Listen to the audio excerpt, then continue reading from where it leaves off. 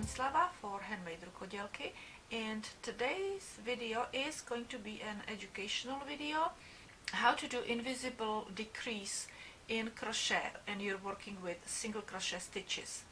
So I have started over here a little sample for you, and I want to go and show you how to decrease, the difference between regular decrease and invisible decrease. Okay, so let's go and say, for example, so I finished my row actually, and let's go and say that we will be starting decreasing in the next row, in this row. Let's go and make up some, like that we will go and decrease every third stitch. So we will go and crochet 2 single crochet stitches, and then in the third stitch we have to decrease. So what we usually do in traditional decrease is that we go through the loop over here, through those 2 loops from the previous row of the stitch, okay, and we do the same thing again, and we turn these 2 stitches into 1 stitch, okay, and then we would go and do again 2 single crochet stitches in a regular way, for example, 1, 2, and you can see already it's starting to curve down, right? And now let me show you how you can go and do the invisible one. It's a little tricky, so I will tell you, my kind of tips, all right? First of all, you will be working with these 2 front loops only. You're not gonna go under the entire stitch, okay? Just through the front loop. That's number 1 rule. Number 2, when you're working with it, you kind of work, sideways. The beak, this pointy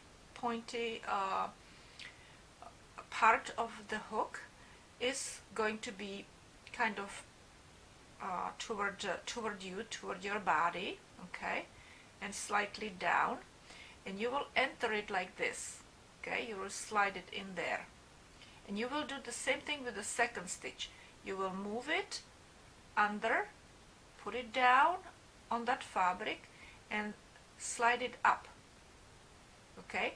So now you have both stitches, both loops, okay, of, this is loop of stitch 1, loop of stitch number 2, and then you need to go and pull the yarn through, that means yarn over, and pull the yarn through both of them, and just make sure that you pull it, push it up, hold this really tight over here, push the hook up, so you create little space below the hook, and you can go and easily slide it down through both of those loops, okay, and then you finish your stitch.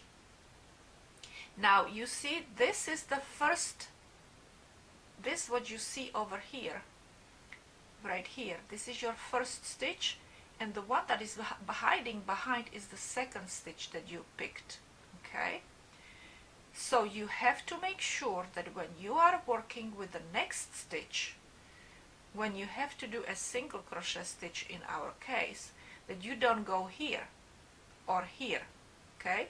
You cannot go in these 2 because these are the ones that you used for decrease.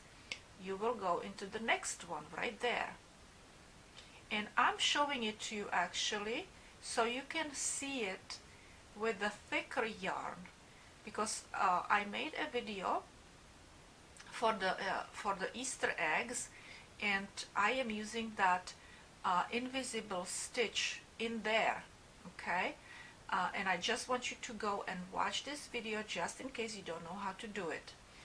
So let's go and do it one more time. So we go sideways and up, then you rotate it, go under, sideways and up, okay.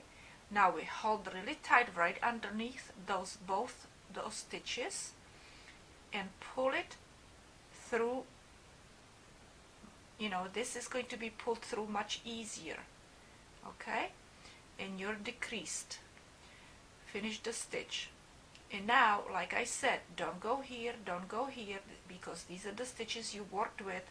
You go into the next stitch to go and make your couple stitches that you're supposed to do, or whatever pattern calls for, okay? Let's go do one more time the regular